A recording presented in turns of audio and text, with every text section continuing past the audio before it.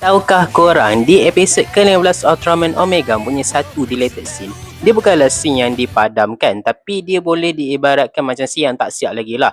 Sebab kalau macam kita tengok dekat dalam siri, sewaktu Ultraman Omega menentang Zovaras tu, ada satu scene tu yang mana Ultraman Omega tu melibas Zovaras tu dengan dia punya Velgenous Halberd. Dan kalau macam kita tengok dekat dalam siri tu, scene tersebut diambil dengan menggunakan jarak jauh dan kita boleh nampak efek CGI daripada libasan Velgenous Halberd.